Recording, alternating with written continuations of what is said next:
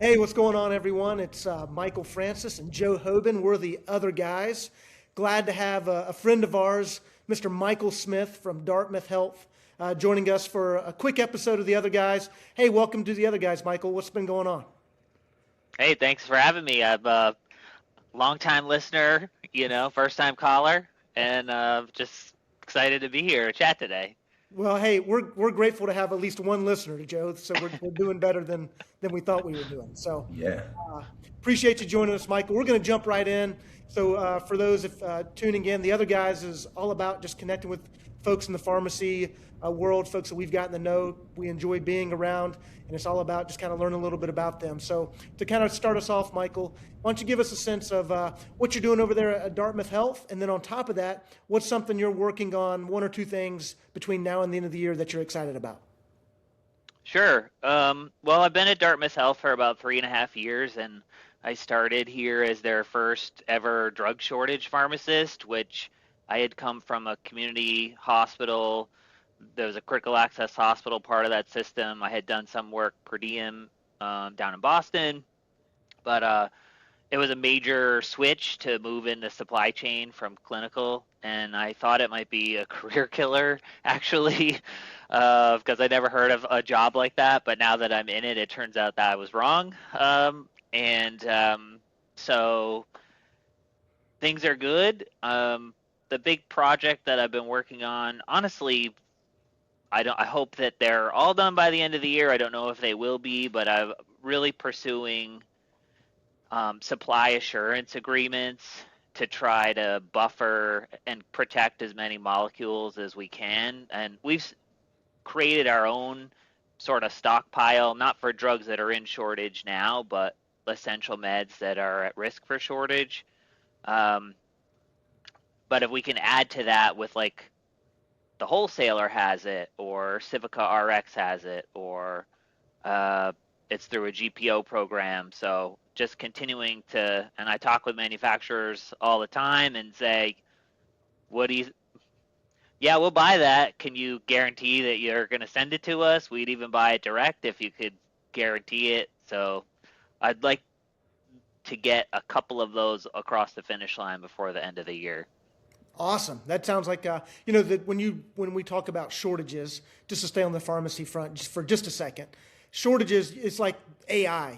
Everybody's talking about shortages. These things have been plaguing the industry for a long time, but it's like since COVID, it's just been the new thing. And feels like every day, folks like yourself are waking up and it's like, hey, what's short today? What do I got to go figure out now? How am I going to figure this out? Did you think when you kind of stepped into this role that shortages would be, and I don't mean this disingenuously, would be as prevalent as they are today and as a big a struggle for health systems and pharmacy buyers as they are?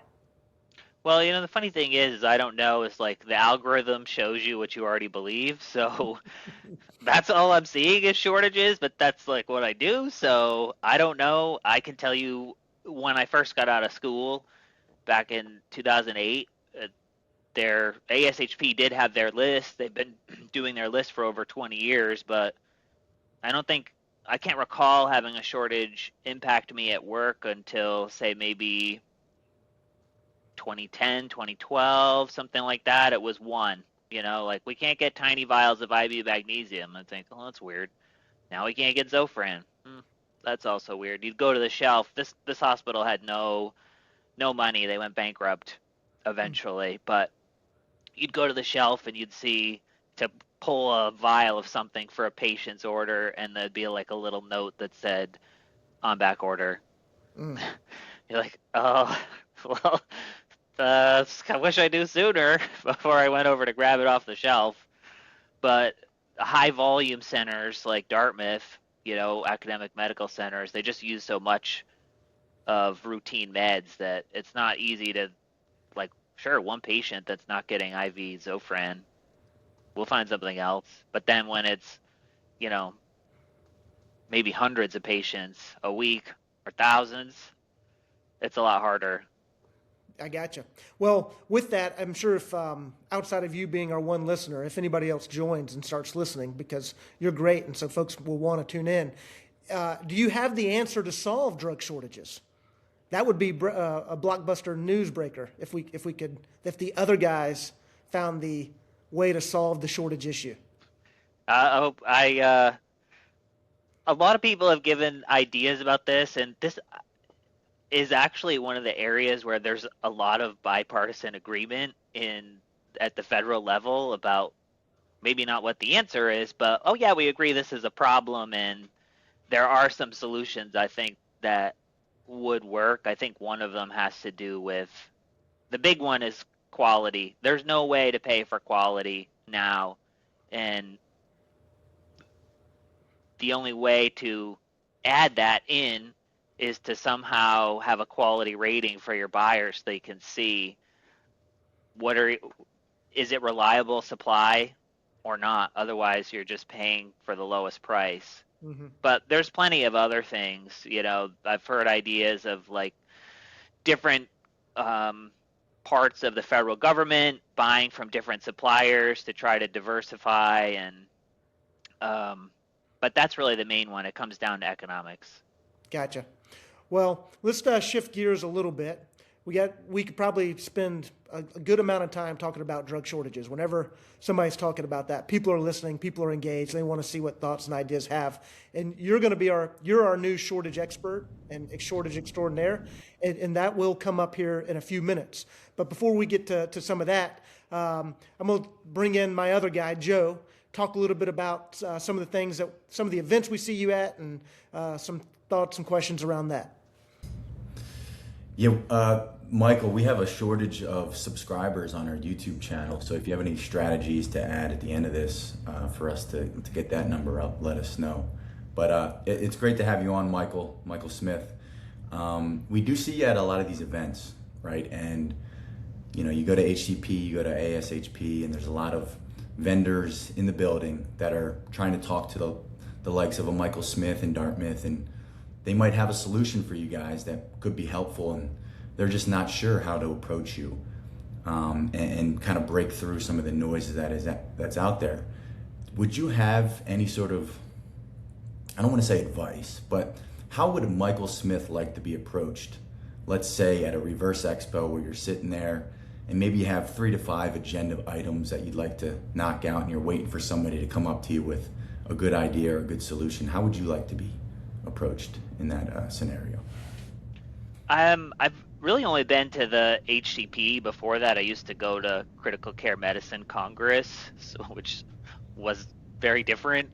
You have like 5 minutes, so I don't think I'm like a strict. People come up and talk to me about shelving or temperature monitors. I know nothing about pharmacy shelving, but I'll take your card and I'll give it to somebody at Dartmouth who knows, or like maybe has a need for pharmacy shelving. It's 5 minutes. I feel like I would tell you right away if I can't help you with what you're selling. Yeah. But I could try to connect you with who I think is best at Dartmouth. And because I'm system level, it's not like I know everybody, but I know people at every site, and I know who the players are within the pharmacy division for different things. Okay. A little bit of shifting gears here, but similar type of topic. Have you ever received a good cold call from someone that got your attention? No. Okay. I have not. But I would also say that I am lower on the food chain within the pharmacy division. I just mean that as I may have influence, but I'm not really a decision maker per se for, we're going to do this contract or that contract. Like, I might help scout out a program or something, do the legwork, and then bring that to our leadership and say, I think we need this. And so Michael, you bring up a good point. For the other guys, because this is a show for the other guys, if you're out there trying to figure out how to get in touch with people or how to get in touch with other leaders in a big enterprise like a Dartmouth Health, Michael Smith just told you, like, hey, give him a call. It doesn't sound like he's getting a ton of cold calls and a ton of cold outreach, right? I'm sure he gets his fair share, but maybe not a ton. He's saying 0. So if you're watching this episode, you want to learn how to work with Dartmouth Smith, give Michael a call. He understands what's going on within the health system, what their priorities and agendas are. And he seems very approachable. He's been great to us. You've always been easy to talk with from our perspective. So if you're checking this out as another guy, give Michael Smith a call. Question then, Michael, when you attend these conferences, the HCPs, the RX Buyers is one that you've been a part of. We've connected with you several times. When you get over there, outside of kind of the education, and you're always great kind of manning the booth and doing that reverse stuff.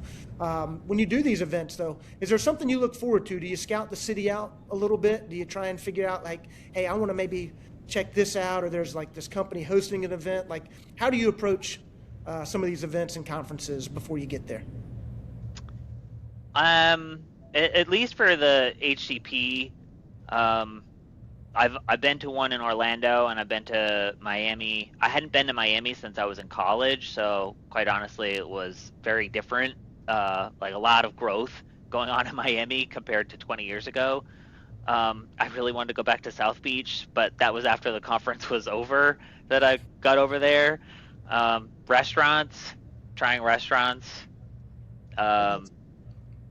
Yeah, Orlando, I feel when I was there, I didn't like, I've been to Disney, I've been to Universal. I mean, I would go back, but if you don't have a ton of time, like you are, after 5, you're probably not going to go to Universal or Disney. I've heard some rumors that there's they do a Disney After Dark starting at 10 p.m. Oh, no kidding. Next time you're in Orlando. Good to know. Check that out. See what, I don't think Mickey's out at 10 p.m. No, probably not. So, hey, kind of shifting gears a little bit, as we've gotten to know you over the last couple of years, we know that and we're not giving out any personal information, but we know you got a lot of passion. You got a cool lake house and a cool cabin up there on the lake. Getting out on the water is a passion of yours. The season's coming around. Yep. Tell us a little bit about the cabin and what you do up on the lake. Sure. So my great aunt and uncles, my grandmother, sister, brother-in-law, bought land on one of the islands on the biggest lake in New Hampshire, Lake Winnipesaukee, back in the late 1960s, when the island was first subdivided. At the time, there was a cow barn and like a caretaker cottage, and I think probably from like the 1930s through the 1950s, there were actually cows out there. There's no bridge. So the only way to get there is having your own boat. It doesn't have to be a fancy boat. So everything that's out there, like last year I replaced the couch, which was a pretty big sectional. And that was like a half a day project. I found one on Facebook Marketplace that was basically brand new, and the one from 1984 got on a floating barge, and we took it to the dump. And I said to the guy that was helping me, he was like, why don't we just drive the boat with the couch in it to the dump, and then we don't have to unload it. And then we did. We went to the dump, and the guy was like, I've never seen anybody bring a couch on their boat to the dump. Hey, in Georgia where I reside, out on some of our lakes, if you put a couch on a boat, that's considered a houseboat. Oh. So you had a novel idea. You probably could have shaped some stuff. So a question I've asked you a couple of times about that, right? When you go out there for the weekend, or maybe a long weekend, something like that, do you just take an ample amount of supply and you hope you make it until the time you get done, or is it pretty convenient to go back and forth? It's very convenient. Yeah, it's not like, it's probably 1.5 miles. It's like a 10-minute boat ride. There are about 60 houses, I would say, on the island, and so it's not like you're the only one out there with a composting toilet. And it's like a regular house, small house, just there's no cars and no dirt bikes, so it's very peaceful out there. But you can see the town right across. You see the lights from the town. There's two grocery stores. They're not huge, but if you need the essentials, they have everything. And I lived out there in the summer from 2002 until 2013, and I was commuting to a little. Actually, I worked at a Rite Aid in the summer for the first 6 years when I was in college, and then I would walk from the boat docks to the Rite Aid, and I'd eat my lunch in the park by the lake. And then when I graduated, I worked at a Lakes Region General Hospital, which was on the other side of the lake.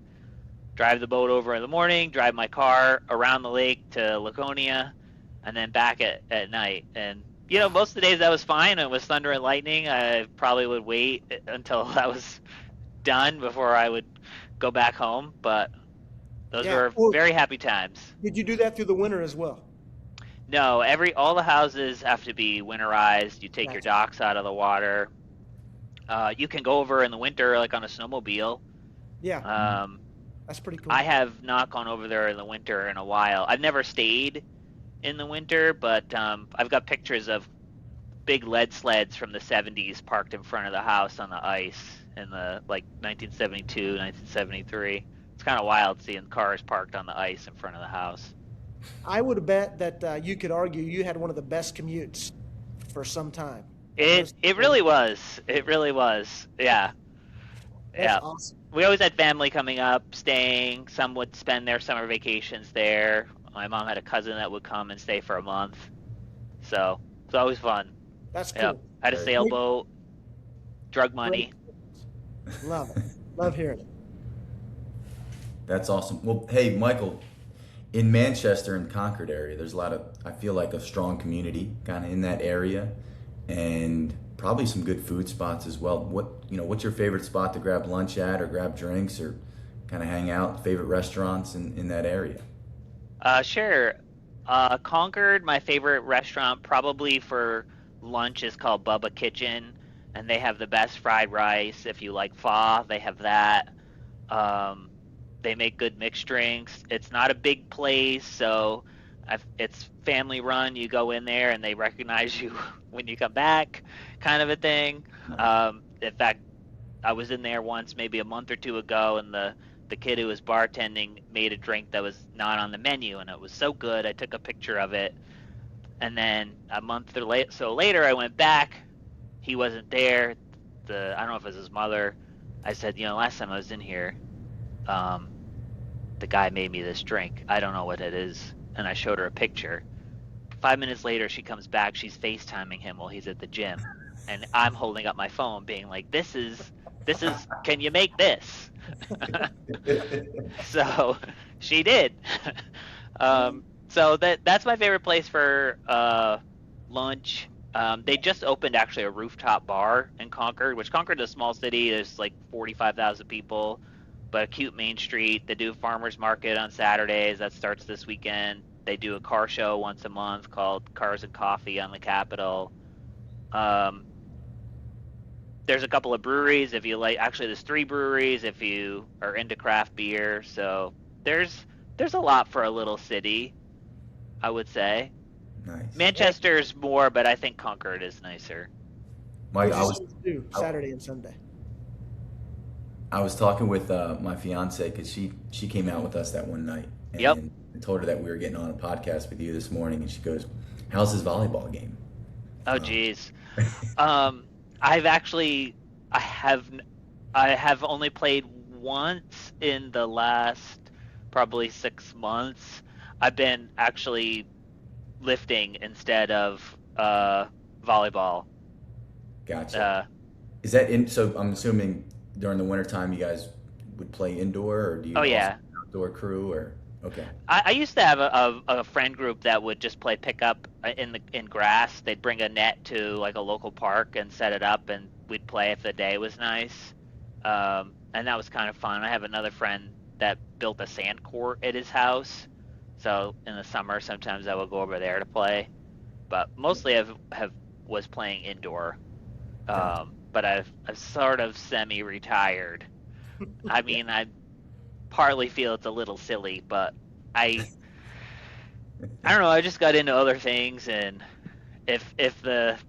sometimes they'll volleyball group I used to play with, they'll message me and send me a text, be like, hey, in fact they did last night. I didn't play last night, but they said, can you fill in?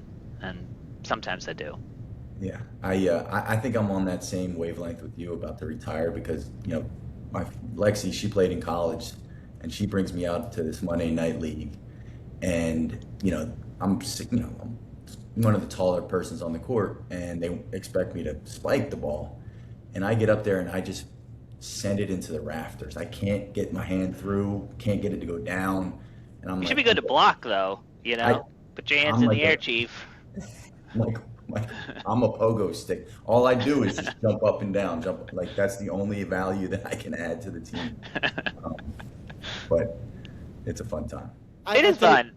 Yeah. I think we've got a nice little Friday afternoon planned. We'll have a little fried rice, get a little volleyball in, then take the boat out. Sounds like a good time in New Hampshire. Perfect. Can bring the drinks on the boat. There's a great little clam shack on the lake. You could take the boats about 25, 30 minutes, go get fried clams, fried seafood, and sit on the boat and eat it. Sometimes they have a live band there. It's nice. That sounds awesome. Hey, before we move on real quick, what was the name of the drink you FaceTimed? I don't think it had a name. It was something that he just made up. It wasn't like, oh yeah, that was an Aperol Spritz, or that was a whatever. No, it was just something he had made up. Gotcha. All right, we'll have to find a picture of this and figure out the recipe. All right, this portion of the show, as we kind of wrap up, is going to be a little bit of a rapid fire, just quick questions off the cuff. First question, Michael. You can be any person, dead or alive, for a day. Who would you be?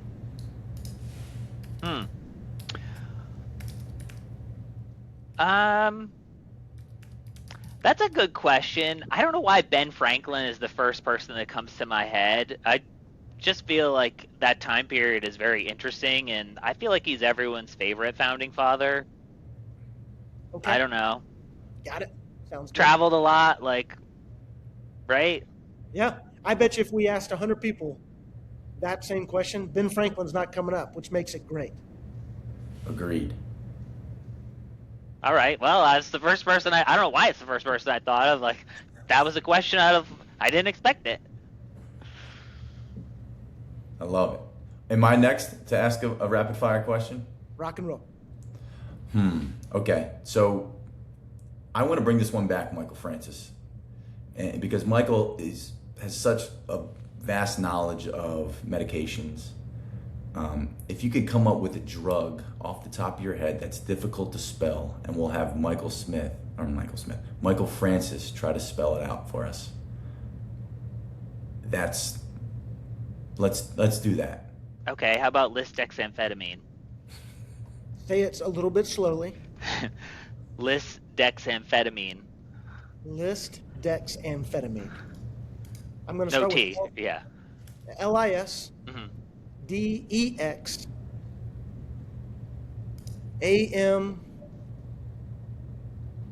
AMPHETINE. Pretty close. Pretty close. That What was is pretty good. before you tell me how to spell it? What does that even do? It's a stimulant. It's like ADHD. Yeah. Oh, gotcha. Yeah, That was pretty good, Michael. I'm always going to fail. What's the correct spelling? LISDEXAMPHETAMINE. Okay, I wasn't too far off. Hey, on that note, you've been in clinical pharmacy. You've been in pharmacy for a while. How did you have a method for trying to figure out how to say all these drugs and all these drug names? Was it just note cards, or you just figure it out phonically eventually? Good question. I think you just hear it in class enough. It's now the new ones. I've been out of school for a while, so there's always a fancy new oncology drug coming out, and a lot of the drugs we carry were not out when I was at school. So I guess it is that way, sort of a. I'll try and say that. I've got a lot of experience saying drug names. And if you say them wrong, unless somebody really knows, does anybody really know if you pronounced it correctly or not? Well, it's funny. I was listening to a CE the other day, and the guy was giving the presentation. I think mispronounced the drug, like tomato, maybe, but in my head, I was like, that's not right. All right, Michael, how about favorite band, or I guess it's a two-part question. Favorite band, what's your favorite concert that you've been to? Does that have to be a band? I would say that Artist. probably, yeah, my favorite is probably Amy Winehouse, Okay. which I've sadly never got to see. Yeah. But I am not a big concert goer. I just don't like the hassle of going in and going out and the crowds and that. The last concert I saw, it's almost embarrassing how was when I say it. I saw No Doubt, Okay. and I don't know when they were last touring, but let's just say it was in the early 2000s when I was still in college. I bet it was bananas. Bananas, yeah, it was. Couldn't resist. All right, Michael. You are the shortage extraordinaire, the shortage expert.